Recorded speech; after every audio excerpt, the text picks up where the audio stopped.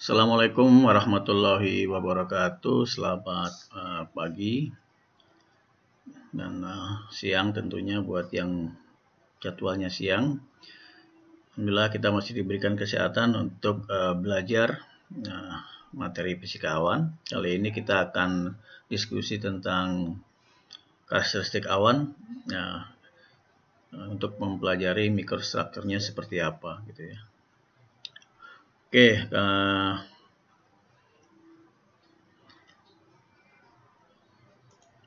karakteristik awan sangat penting ya selama memahami proses terjadinya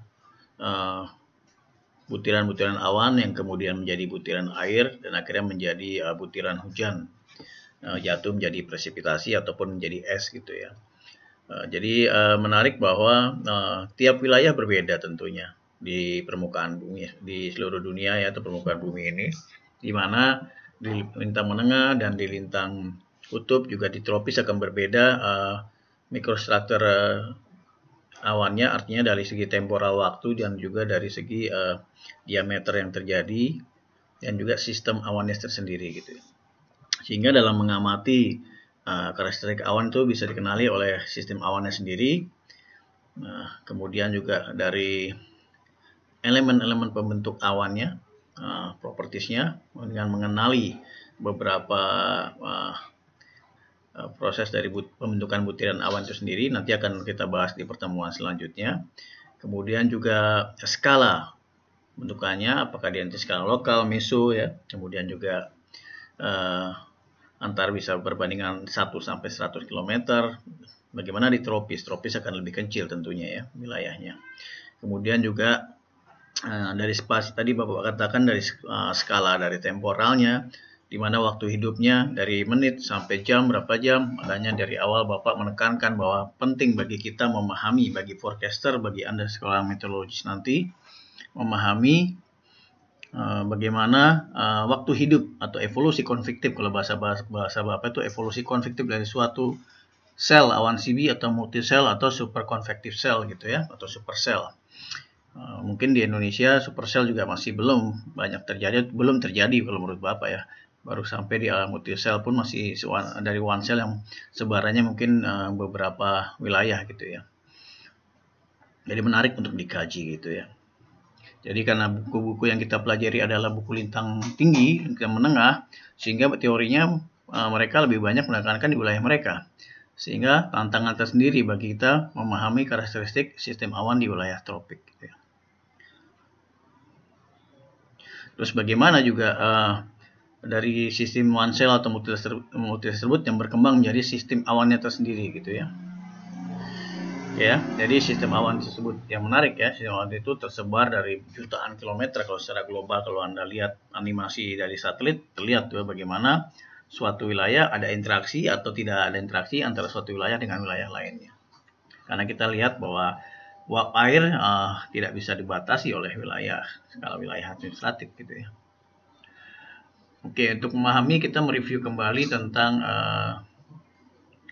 skala ya. Ada synoptic scale, ada mesoscale, dan ada microscale. Synoptic scale atau global dulu ya, global, kemudian dari synoptic scale. Nah, ini menarik juga di STMKG kalau kita lihat tidak ada secara khusus membahas tentang synoptic scale ya. Mesoscale ada nanti di semester 8 kalau tidak salah, memahami tentang skala meso. Sinoptik ini yang hilang mata kuliahnya, tapi malah ada sistem cuaca tropis dan kutub kalau tidak salah ya. Nah, itu menarik, jadi memang perlu di-update kembali untuk kurikulum kita juga gitu ya. Kemudian mesoscale ya, dari stratoscale dari 1000 km, kemudian extratropical cyclone front, ini di wilayah kita tidak terlalu banyak terjadi ya, tapi sinoptiknya berbeda skalanya. Apa fenomena yang terjadi berbeda di skala wilayah tropis ya. Kemudian mesoscale beberapa kilometer hingga ratusan kilometer, di mana situ berbentuk dari awan dan sistem awan yang terjadi. Jadi menarik ya. Jadi ini bagi forecaster di kita menarik nanti. Ada suatu kejadian fenomena meteorologi yang katakanlah awan hujan lebat yang sangat besar suatu wilayah. Bagaimana kita mengkaitkan ini antara secara global sinoptik dengan lokal? Jadi tidak semuanya kejadian meteorologi itu harus dikaitkan dengan skala lokal, skala global ya. Kita lihat juga mesoscale-nya bagaimana, kemudian mikroscale-nya seperti apa. Nah, yang kita pelajari sekarang adalah fisika awan, kita bicara di micro scale gitu ya. Oke, sistem awannya ada, mungkin mempengaruhi dari tempat wilayah lain ya, dari segi global efeknya gitu, tapi micro scale sendiri bagaimana? Dengan skala 1 km atau lebih kecil, kemudian juga bagaimana sistem di cumulus cloud, kemudian bagaimana skala yang tidak teratur di dalam sistem awan itu sendiri, kemudian yang selanjutnya ada namanya microphysical process. Bagaimana pembentukan daripada butiran-butiran awan itu sendiri dalam awan. Wah, jadi agak menarik ya. Mungkin bagi kita tidak terlalu karena kita sudah di-provide oleh data-data dan informasi oleh beberapa teknologi ya. Jadi kita sudah melihat bentukan dari radar, kemudian pembentukan dari satelit. Kemudian inilah sebenarnya yang dimanfaatkan oleh para ilmuwan basic teori dari fisika awan yang kemudian di-applied menjadi radar cuaca. Makanya dalam mata kuliah kita juga masuk radar cuaca ya, ada satelit juga gitu ya. Jadi sebenarnya itu, jadi beberapa teori tentang mikrofisis kemudian diterjemahkan menjadi tampilan-tampilan yang kita lihat sekarang ini nih, oleh para forecaster dengan display-display awan. Dan yang menarik juga, kawan-kawan di BPT memanfaatkan ini, yang sangat memanfaatkan ini sebagai kegiatannya, yaitu di BTMC ya, di Balai Teknologi Modifikasi Cuaca yang kita kenal dengan pembuatan hujan buatan, di mana kawan-kawan BMKG sebagai forecaster juga involved dalam kegiatan tersebut gitu ya. Nah, ini menarik, jadi pentingnya dari pembentukan mikrofisis proses dari suatu awan didasari oleh yang kita pelajari saat ini. Oke, kita lanjut saja. Oke, kemudian ini adalah klasifikasi ya awan ya. Nah, Bapaknya review sedikit, Anda di semester di tingkat 1 sudah mempelajari tentang klasifikasi awan ini. Bahwa kita tahu ada cumulus ya. Oke, ini. Kemudian ada stratus, ya, ada cirrus dan ada nimbus ya. Nimbus ya artinya sebenarnya nanti ketemunya di cumulonimbus gitu ya. Tapi yang kita pelajari dibagi dari bentuknya, jadi cloud dengan vertical development ya. Ini awan rendah yang mempunyai pertumbuhan tinggi, pertumbuhan sangat tinggi. Sebenarnya adalah awan rendah, kemudian stratus cloud dengan layer-layer yang flat gitu ya. Kemudian dengan yang cirrus di awan tinggi, yaitu yang seperti rambut halus ya, seperti nimbus yang rain cloud. Hujan rain cloud. Dia bilang rain cloud karena presipitasinya sangat besar, atau bahasa mereka bisa sampai heavy rain atau torrential rain gitu ya. Walaupun di stratus juga mungkin timbul hujan-hujan ringan atau drizzle gitu ya. Oke, ini yang tingkat 1 Anda sudah pelajari, ini sudah hatam bagaimana jumlah. Saya sangat senang dengan gambar ini ya. Jadi memang orang meteorologi itu mencintai alam banget, bagus. Jadi saya suka fenomena seperti ini kalau kita lihat bagaimana terutama di awan CB ini ya. Bagaimana ini tipe awan, saya tidak lagi menjelaskan awan rendah, awan menengah, awan cirrus, Anda sudah paham itu. Ini menarik tentang pertumbuhan awan ini, bagaimana dahsyatnya masterpiece yang diciptakan oleh Allah gitu ya. Bagaimana Tuhan menciptakan ini nih, sangat luar biasa, dan kita diberikan ilmu yang tidak banyak untuk mempelajari proses yang ada di dalam ini. Wah, menarik kan gitu ya. Dulu tidak punya radar, sekarang sudah teknologi radar. Harusnya kita lebih bisa mengelaborasi apa sebenarnya terjadi di dalam ini dengan teori-teori yang ada. Nah, seperti itu. Tantangan yang menarik ya. Ini awan yang rendah bisa mencapai cloud vertical development. Jadi Bapak mencoba kita sistematis mempelajari dari pertemuan 1 sampai pertemuan hari ini ya, sehingga nanti akan lebih mudah memahaminya. Dan Anda jangan terbatas dengan yang Bapak berikan, Anda harus lebih lanjut tentang pemahaman ini dengan mengelaborasi dengan keilmuan yang berkembang nantinya. Makanya Anda begitu S1 jangan lupa minimal S2 lah, minimal ya. S2. Jadi secara praktisi Anda hebat, secara teori meteorologi Anda updating dengan mengikuti kuliah di tingkat master atau lanjutannya gitu ya. Tentunya di bidang meteorologi ya. Kecuali yang hobi di komputasi ya, nggak apa-apa juga ya. Tapi kita BMKG atau bahkan Indonesia belum punya profesor meteorologi yang pure meteorologi seingat saya, selain dari Prof. Bayong yang sudah emeritus ya, sudah pensiun gitu ya. Yang lainnya ada Profesor Richard ya, ada Prof. Edwin, dan Profesor Pak Edi Hermawan juga itu Profesor di klimatologi ya yang ada di. Tapi yang dinamik murni sebenarnya yang dari ITB sampai sekarang udah habis ya. Mudah-mudahan nanti ada beberapa lagi dosen-dosen senior di sana yang bisa mencapai meteorologi di profesornya ya, sehingga guru besar itu memang penting buat kita menambah update keilmuan di bidang meteorologi. Oke, kita lanjut.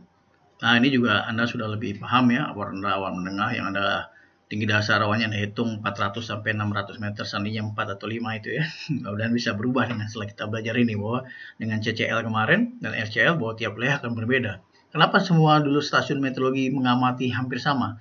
Kata senior tingginya segini, nanti akan ditemui seperti itu ya. Ya karena memang tadi itu, misalkan nanti ya di pegawai yang tugas belajar tanya, kenapa ditanya seandainya nih, anu mengestimasinya 5 atau 6. Sebenarnya dulu alat kita terbatas radiosonde. Hanya di Cengkareng, di Surabaya, di Medan, tidak banyak gitu ya. Sekarang kita sudah punya 23, kalau tidak salah, pengamatan untuk launching radiosonde. Harusnya bisa kita kaji. Dari situ bisa kan secara teori dan applied-nya kita hitung CCL lah. CCL dan RCL-nya sebagai base of cloud, tinggi dasar awan. Dan itu di situ kita munculkan. Simple gitu sebenarnya ya. Tapi ya menggantikan suatu teori atau suatu yang sudah lama itu memang agak sulit gitu ya, sehingga harus perlu waktu dan perlu kalau keilmuan perlu dimasukkan dalam suatu tulisan yang kita namakan jurnal ya. Jadi nggak bisa berbantah-bantahan tapi menggunakan ilmu. Kalau ingin dibantah ya harus pakai penelitian juga gitu ya. Kita lanjut. Oke. Cumulus cloud, ini cerita sedikit tentang awan cumulus ya, Bapak kalian sudah lebih tahu lah kalau belajar cumulus ya, bapaknya sedikit secara teorinya gitu. Jadi terdiri dari beberapa sel. Ingat, sebenarnya ini menarik nanti kalau skala meso ya, ngajar siapa nanti, mungkin Pak Haryadi atau siapa dulu Bapak ngajar ini. Jadi kita sepakati bahwa thunderstorm cloud atau cumulus cloud itu ada yang one cell, multi cell, dan super cell. Tantangannya kan di Indonesia tuh yang mana yang terjadi? Apakah one cell tadi, multi cell, super cell? Wah, itu menarik. Menarik. Nanti karena belajar radar kita akan ketemu macam-macam echo radar ya, ada bow echo segala macam, ada Vinox dan segala macam. Nah, jadi memang bagaimana sehingga yang menarik adalah radar cuaca kita dibuat oleh negara-negara lintang menengah ya, Amerika, Jerman yang kita pakai sekarang ya, Amerika, kemudian Jerman ada Gematronic, ada AEC juga, kemudian ada ya artinya ada Baron Amerika, ada Faisala juga. Yang menarik adalah itu dibuat untuk mendeteksi hidrometeorologikal yang di wilayah lintang menengah, sehingga butiran diameter yang ditembak atau dideteksinya pun untuk mewakili dari wilayah tersebut gitu. Bagaimana di Indonesia? Nah, sehingga sebenarnya perlu kajian atau pembuatan ya atau adjustment di wilayah-wilayah kita gitu. Nanti belajar radar ada skema skenario tentang radar ini ya.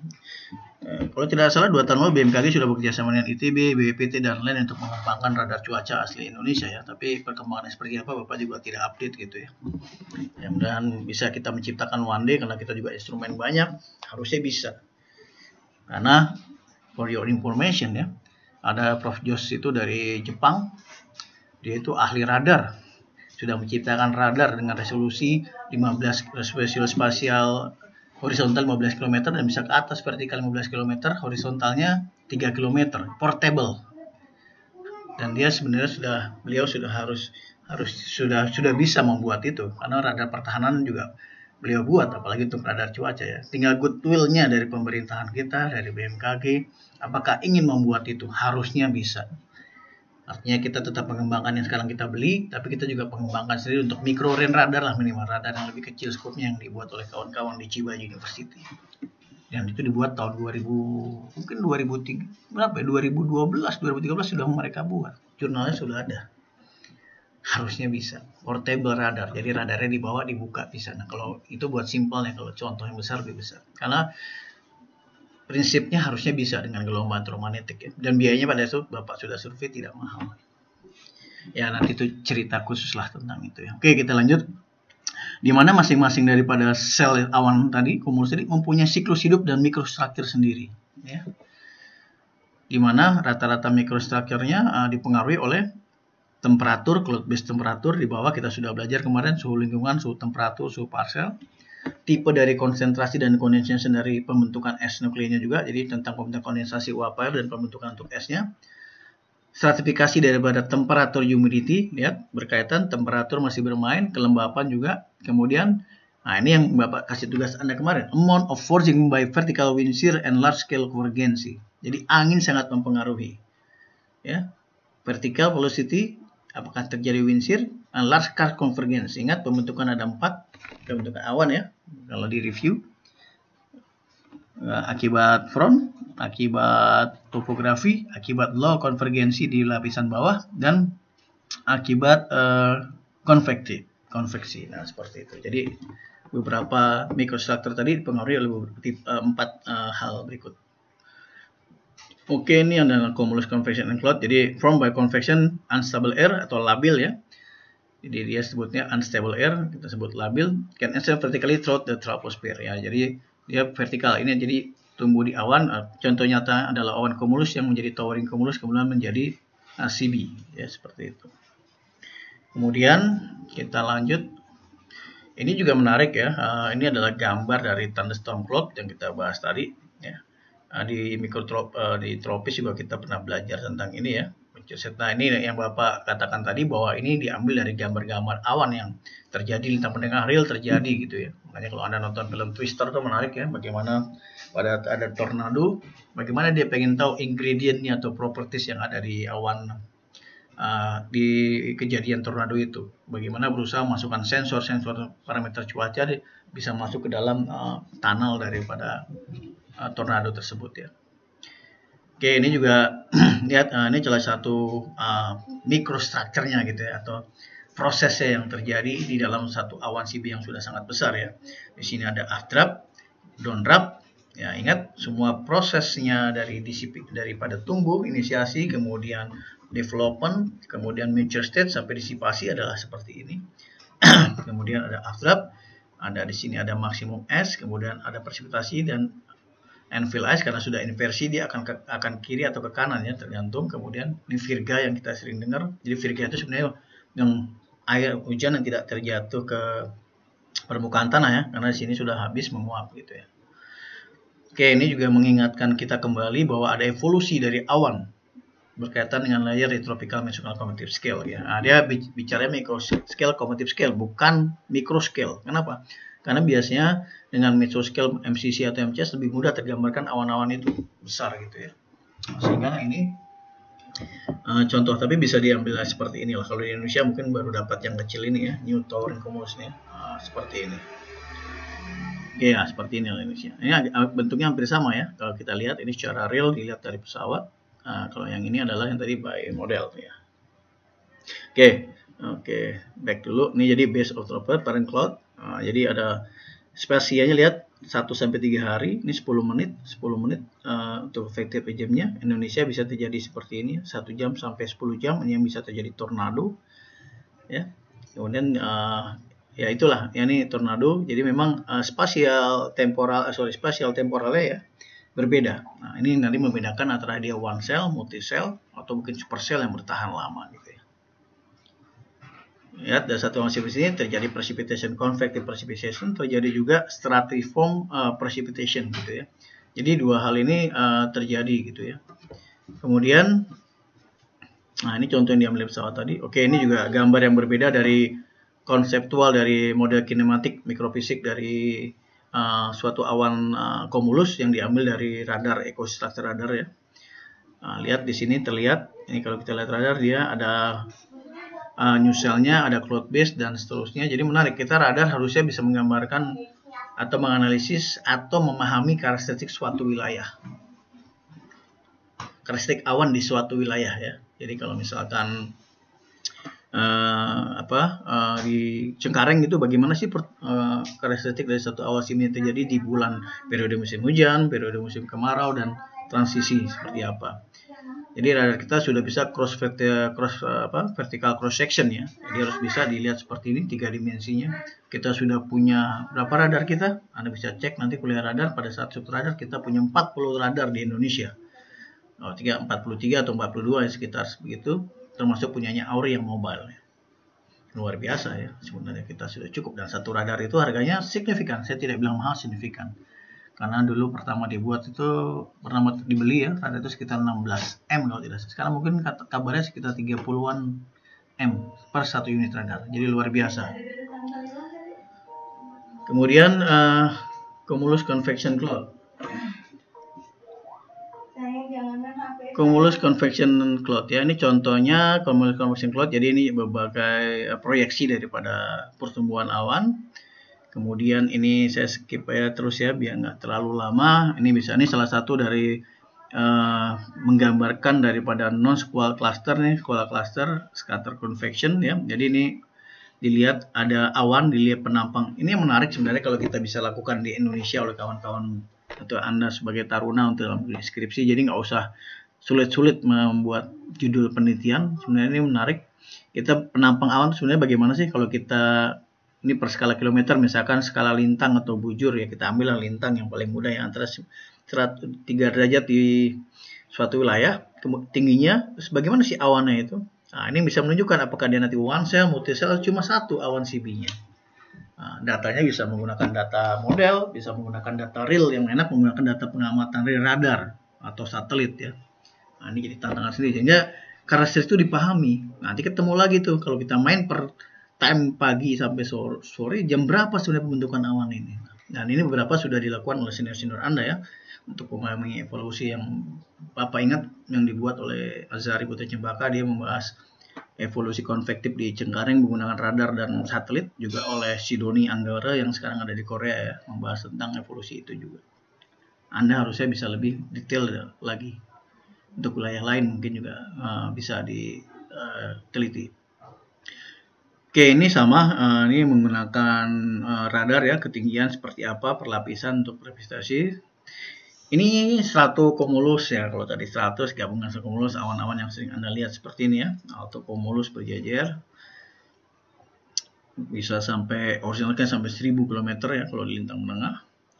Sini stratocumulus formed by mesoscale ya, mesoscale and large scale of vertical motion. Ingat, vertical motionnya mempengaruhi yang sangat kuat, tapi dengan skalanya mesoscale sampai ratusan, seribuan kilometer tadi ya, can cover. Jadi kalau Anda nanti sempat insya Allah ke negara lintang menengah ya, Amerika, Eropa, nanti akan temu seperti ini ya. Wah, menarik gitu ya.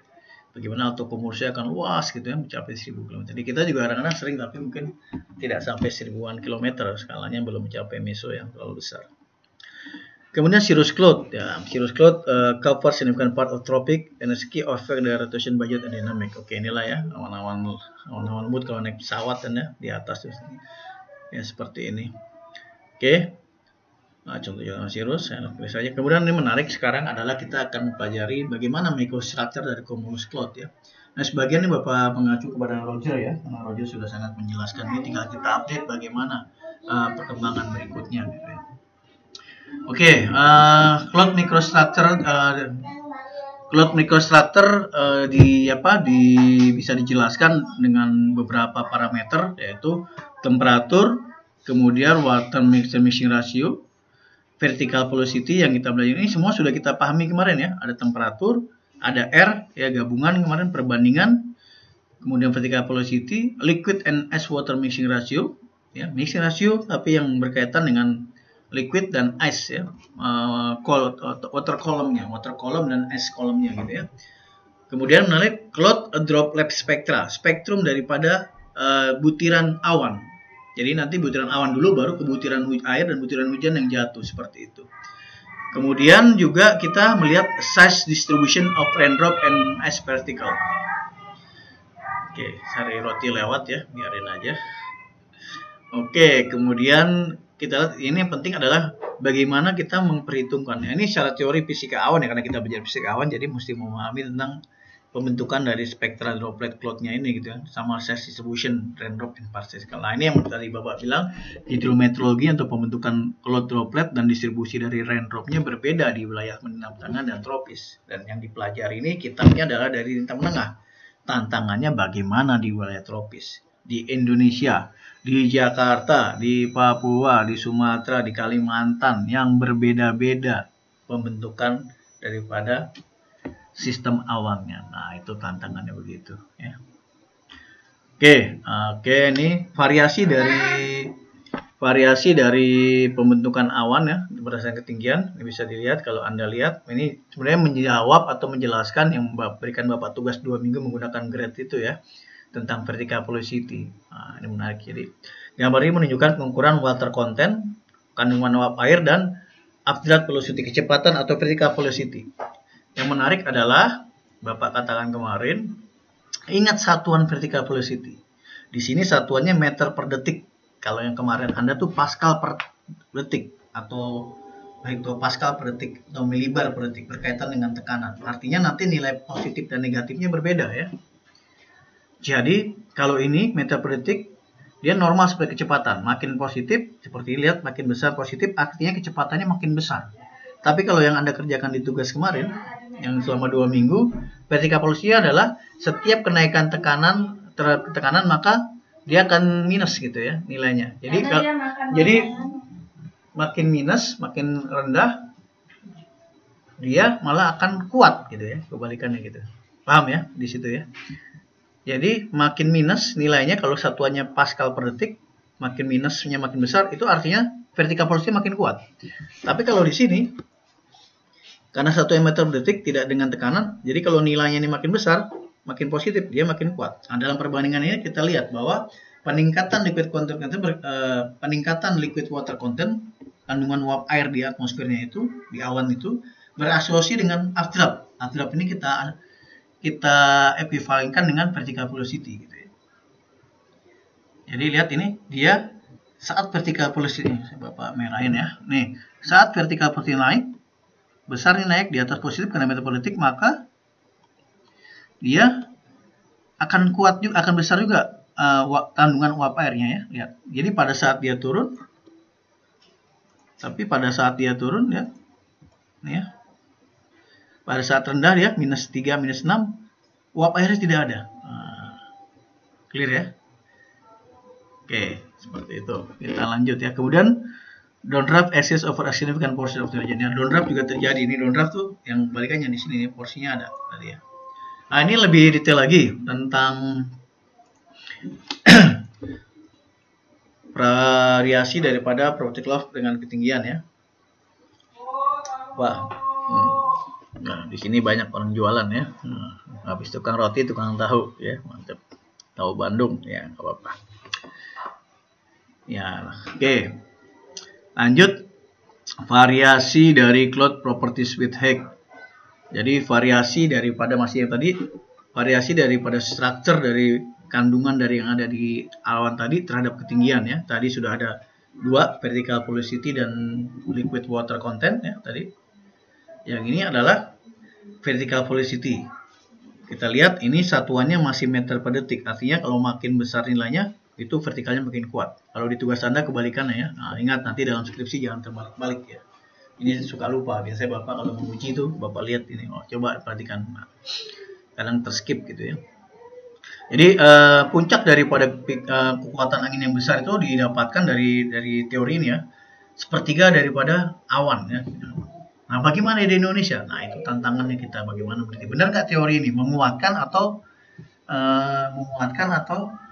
mendapatkan teori baru? Ya, jadi seperti benar itu ada satu penelitian ilmu fisikawan di masa lalu, dia bilang bahwa hipotesis itu kalau Anda punya hipotesis dan sesuai aslinya, gitu ya, sesuai hasilnya begitu Anda peneliti, itu berarti menguatkan penelitian yang sebelumnya. Tapi kalau hipotesisnya Anda lakukan berbeda dengan kesimpulannya, itu artinya Anda mendapatkan sesuatu yang baru. Wah, jadi menarik ya. Jadi penelitian itu tidak ada yang salah gitu ya. Yang salah kalau dalam penelitian itu merekayasa datanya, berbohong tentang datanya dan tidak mengungkapkan yang sebenarnya. Ingat, kita reminding lagi kenapa kita sekolah. Sekolah itu bukan sekedar buat pintar, tapi membuatkan karakter, mengungkapkan kebenaran. Walaupun kebenaran yang diungkapkan tidak hakiki ya, tapi mengungkapkan tidak selesai. Kenapa? Karena kebenaran yang sejati bukan milik kita ya. Nah, gitu. Jadi kebenaran itu ada, nanti kebenaran itu diungkapkan mungkin bisa jadi salah ya. Jadi relatif gitu, nisbi ya. Sehingga nanti itulah adanya S3 orang doktor ya, ada profesor. Ini mentok di sini belum terjawab, nanti diteliti lagi ternyata. Seperti itu. Nah, di atmosfer gitu, di gempa juga begitu ya. Kemarin teman-teman menyatakan megatrust itu yang rame itu. Sudah rame gitu. Itu penelitian tidak apa-apa diungkapkan gitu ya. Penelitian boleh diungkapkan seperti itu ya. Kalau mau bilang salah, teliti dulu gitu ya. Nah, seperti itu. Oke, kembali ke topik lagi. Oke, ini di sini terlihat bahwa yang ini adalah peak down peak up-nya daripada updraft. Ini minus dianggap downdraft ya, dan ini positif dianggap downdraft. RMS perbandingan root mean square-nya. Kemudian yang ini adalah turbulent. Menarik nih, turbulensi ini sampai ketinggian 1, sampai 6 km terlihat turbulensi within cloud di dalam awan increase with altitude. meningkat dia, walaupun di bawah turbulensinya sangat kuat, tapi dalam awan sendiri ada turbulensinya. Jadi ini dalam awan ya, bukan dalam atmosfer troposfer ya. Kalau troposfer kita sudah sepakat bahwa turbulensi di lapisan bawah itu sangat kuat di PBL gitu ya. Nah ini di dalam awan turbulensinya itu meningkat terhadap ketinggian. Pakai apa? Nah ini parameternya bisa kita hitung lagi nanti turbulensi ya. Ada parameter di model juga sudah muncul. Kemudian ini juga menarik dibandingkan dengan proses adiabatiknya ya, di mana secara signifikan uap air itu akan lebih kecil daripada proses nilai harga adiabatiknya. Jadi kalau ada parameter diametik di dalam diagram Vesala, dia penurunan secara adiabatik yang kita lihat kemarin, nilai air itu lebih kecil. Kan kita kemarin sepakat ada dry adiabatik dan ada wet adiabatik ya. Punya lapse rate masing-masing di mana 10 derajat per 100 meter dan lebih kecil 9,8 atau 6, sampai 8 derajat Celcius per 100 meter. Dia nilainya masih di bawah daripada kurva adiabatik tersebut. Kemudian juga percampuran juga terjadi dalam saat pada saat naiknya massa udara ini gitu ya. Oke, ini satu gambar lagi yang cerita tentang drop size ya. Kalau tadi kita cerita tentang vertical velocity, kemudian liquid water content, kemudian updraft and downdraft. Nah, ini yang namanya structure microstructure microprecision itu ini ya, kita pelajari sebenarnya di sini nih. Tinggal nanti pembentukannya lebih detail lagi, tapi sampai sini untuk meteorologi kita sebagai meteorologi sudah cukup sebenarnya. Nanti kalau mau lebih detail pembentukannya bisa di bidang applied ilmuwan lain ya. Nah, sebenarnya kita bermain sebagai memahaminya meteorologinya di sini ya. Bagaimana drop size-nya, bagaimana vertical velocity mempengaruhi dari pembentukan cloud droplet-nya.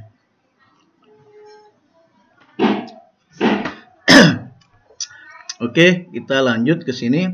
Ukuran dari drop size-nya, ukuran dari cloud droplet-nya gitu akan meningkat terhadap ketinggian ya. Kalau kita lihat di sini,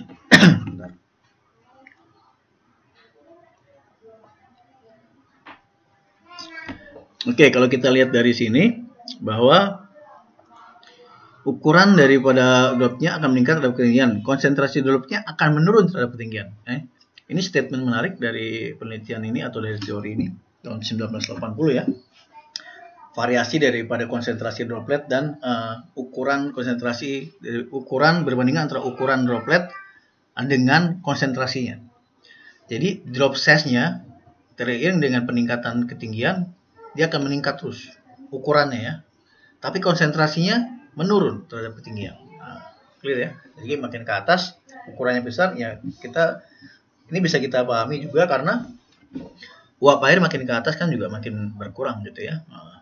Kemudian drop calling and joining. Jadi dia bertumbukan from larger drop. Nah, ini nanti akan di sesi berikutnya akan cerita tentang pembentukan awan ya. Kenapa uap air yang kecil tadi bisa menjadi besar. Ada prosesnya di awan dingin dan awan hangat ya, seperti itu. Kita lihat konsentrasinya ke atas naik kemudian turun terus. Kalau di sini,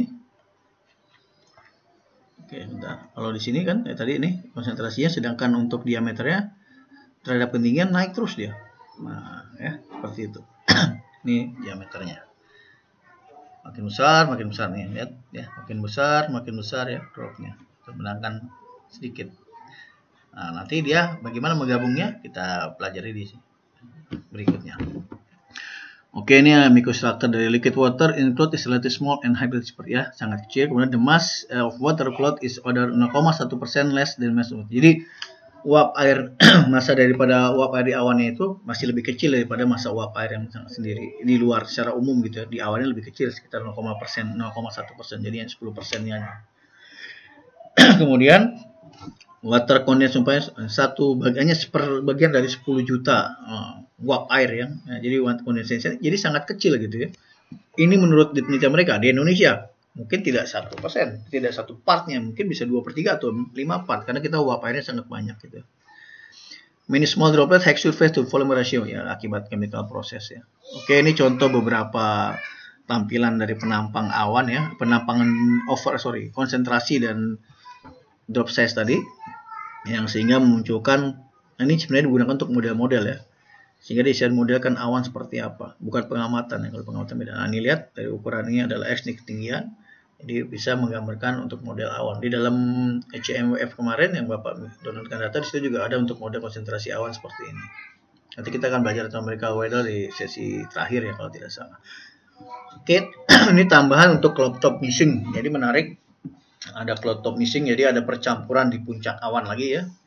Dilihat di sini bahwa kalau diplot antara suhu dengan tetanya, terlihat bahwa cloud base and cloud top and indicated the measurement on level cloud and storm point. Jadi dilihat di sini ada surface kenaikan ketinggian, di sini ada CB sebagai tinggi dasar awannya. Kemudian sampai lapisan atas dia inversinya ya. Oke, sorry, ini bukan ya, ini ada milibarnya ya. Jadi makin ketinggian di sini terlihat di sini gram per kilogramnya ya berkaitan dengan Q-nya. Di sini akan lebih besar gitu ya. Jadi ada nanti juga menarik di cloud top itu kalau makin kuat ada namanya nanti overshoot gitu ya, overshoot top gitu ya. Overshoot cloud top itu. Jadi di mana awan di puncak awan yang udah unfill tadi, yang sudah seperti unfill yang apa namanya? Tapal kuda gitu ya, unfill. Kemudian dia akan tumbuh semacam dari tengahnya itu karena di convection dia akan akan keluar di tengahnya itu yang melintasi lapisan stratosfer ya di lapisan stratosfer bawah gitu ya. Itu yang namanya overtop cloud ya. Sehingga di situ percampurnya ada stratiform juga di situ nanti. Itu yang biasanya sudah awan-awan CB yang sudah sangat supercell-nya sangat kuat energinya. Ini spektrum dari ukuran dari cloud droplet ya. Anda lihat perbedaan cloud droplet ini dia bandingkan di daerah kontinental dan di daerah Hawaii ya, diambil berarti di lautan ya, diambil nih di daerah pantai lautan di Hawaii dan ini di kontinental. Jadi terlihat bahwa di Sydney diameternya makin kuat, ini nambah makin besar ya, cloud drop diameternya, ini numbernya, jumlahnya per cm kubik. Akibat trade wind cumulus ya, akibat dari langsung daripada angin pasatnya, terlihat bahwa dropletnya besar dan jumlahnya juga besar. Tapi di kontinental dropletnya juga tidak lebih kecil daripada yang tadi di daerah lautan, di kontinental cumulus dan jumlahnya tapi lebih besar. Lihat ya, diameternya ini cuma 30, ini 200 ya per ukur. Nah, jumlahnya kalau droplet diameternya lebih kecil. Ya, bacanya seperti itu. Jadi ukuran diameter di daerah benua atau daratan tuh lebih kecil dibandingkan di lautan, tapi jumlah dropletnya lebih banyak di kontinental, di daratan dibandingkan di lautan ya, gitu. Nah, ini untuk kalau tadi untuk cumulus ya beberapa, ini untuk stratus cloud sama, dia coba bandingkan antara liquid water, diameter, vertical wind ya. Bagaimana ketinggiannya, liquid waternya, min diameternya, vertical wind. Nah, sebenarnya buat menarik kita yang menarik adalah untuk di cumulus cloud ya, karena yang mengajukan ujian-ujian tempat. Oke, ini adalah ice and precipitation in cloud. Jadi bagaimana es dan endapan atau presipitasi lain yang ada di dalam awan ya. Cloud water minus 10 derajat dan below biasanya sudah mulai muncul. Precipitation is more like 40 cloud containing ice, di mana awan tebal sudah mengandung es. Kemudian faktor yang pengaruh dari perkembangan precipitation ya, precipitation bisa dari uap air hingga es adalah thickness, ketebalan, age artinya berapa lama waktu dia bertahan durasinya, dan temperaturnya. Kalau temperaturnya makin kuat, nah kalau temperatur ya, ini yang nanti dalam satelit kalau ada belajar satelit jadi brightness temperatur gitu ya. Dan seterusnya. Oke, kita lanjut. Ini continuous cloud, vertical cross section tuh seperti ini contohnya antara vertical velocity. Kemudian ini nilainya adalah vertical velocity berkaitan dengan jarak dan altitude. Ini bisa Anda buat juga dengan tugas yang kemarin ya. Kan kemarin satu titik ya, tapi grafiknya vertikal. Tapi Anda bisa bikin juga vertikal menggunakan, jadi di sini bisa dibatasi untuk latitude-latitude-nya sehingga distance-nya Anda pilih set latitude-nya sama, nggak usah pakai longitude. Misalkan set 3 derajat sama set 3 derajat terus spasi 5 derajat, dia nanti akan muncul seperti ini kontur-konturnya untuk vertical velocity. Wilayahnya kelihatan nanti, misalkan di sini Jakarta, di atasnya laut, Kalimantan bisa terlihat terhadap ketinggian ya. Bisa Anda coba untuk tugas yang dikumpulkan minggu depan. Oke, ini sama liquid vertical velocity berkaitan dengan potential temperatur dan liquid content. Jadi menggabungkan 3 parameter ya. antara theta, kemudian vertical velocity dan liquid water. Dilihat bahwa pada saat vertical velocity makin kuat, ya, dia tetanya juga kuat. Ini kan kelihatan ya polanya ya. Coba Anda lihat nih pelan-pelan. Jadi kita belajar memahami gambar. Gambar itu ini one picture give a thousand means ya. Artinya gambar itu menghadirkan 1000 makna gitu ya. Jadi satu gambar. Makanya nanti kalau presentasi banyak-banyak gambarnya aja kalau ujian nanti ya. Yang lainnya bisa cerita atau catch up gitu ya. Oke, dilihat ini menarik dengan gambar ini ya. Ini bisa Anda buat juga dengan tugas yang ada kemarin. Terlihat dia makin tinggi ketika velocity-nya, dia juga makin kuat. Ini korelasinya sangat kuat ya. Tetanya tinggi, vertical velocity, maka uap airnya juga banyak. Wah ya, uap airnya juga banyak ya. Oke, kemudian kita lihat ini juga penapang vertikal, hampir sama seperti tadi ya. Ini gambar-gambar ya teori yang menggabungkan parameter tadi. Oke. Nah, ini penting. Nah, ini dipelajarin ya. Siapa tahu nanti keluar pas ujian gitu ya. Ini sebenarnya konseptual diagram nih Bapak temukan dari microphysics state. Jadi diagram konseptual diagram daripada fase-fase atau tahap-tahap dari mikrofisika awan. Ada 5 ya. Ini biasanya kalau ujian orang skip semua nih. Ini bocoran kisi-kisi TS atau UAS nih. Gitu ya. Gambarkan, diagram ini menggambarkan 5 dari microphysics state. Nah, ini 5 ini nanti akan dipelajari dalam tahap-tahap sesi berikutnya. Pembentukan daripada droplet by diffusi, coalisi and coalition, kemudian warm rain out, as water mix phase, dan dilated phase. Ini 3 ya. Ini istilah pembentukan kita pelajari nanti dalam pembentukan ini buat next sesi sebenarnya ya. Jadi dibuka dulu ya, di prolog dulu dengan ini ya. Ada maritime environment, biology CCN, middle course continual, pollutant dan segala macam. Ini ada grafik yang bagaimana proses pembentukan dari microstate itu berbeda. Apakah dia bentukan awan hangat, ya awan hangat yang menggunakan collision and coalition proses, apakah menggunakan diffusi, warm rain out, as water phase, dan glaciated phase gitu. Ada 5 ya. Pelajari. Oke, kemudian Bapak ingin tunjukkan beberapa source yang Anda bisa lihat satelit. Banyak ya sekarang penerbangan satelit, minimal Bapak gambarkan ada CloudSat, CloudSat-nya Amerika, GPM ya, Global Motion, Global Precision Measurement, ada GSMAP. Nah, kita hanya kenal GSMAP nih biasanya, ini Jepang punya, oleh JAXA, oleh NASA. Anda bisa klik nanti BMKG ngambil beberapa. Ini contohnya dari CloudSat seperti ini ya. CloudSat, kemudian bisa Anda klik datanya, bisa diolah menggunakan grad, pakai Python bisa ya. Jadi menarik, saya menarik CloudSat, cuma menarik ini karena Anda sedang belajar satelit ya, karena ini bukan geostasioner ya, karena satelit ini adalah geostasioner polar ya orbitnya, sehingga wilayah Indonesia dilewatinya tidak banyak, mungkin sekali atau 2 kali random seperti satelitnya NOAA ya. Nah, kemudian GPM sama, ini satelit polar juga, jadi orbitalnya adalah utara selatan gitu ya.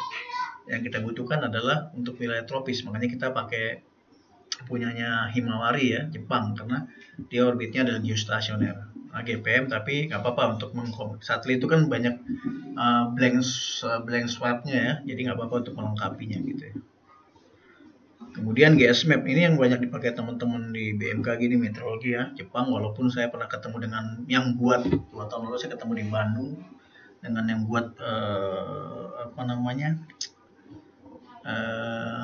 algoritma. Jadi kan satelit ini mau sensing, jadi membaca dari parameter temperatur baik aktif maupun pasif. Nah, dia untuk memunculkan beda gambar itu perlu algoritma gitu, memahaminya dari pixel-pixel itu. Jadi memang pixel itu yang belum tepat pada saat itu. Sekarang mungkin berkembang, tampilnya sudah menarik, bisa diverifikasi. Justru itu diverifikasi dengan curah hujan yang ada di Indonesia. Oke.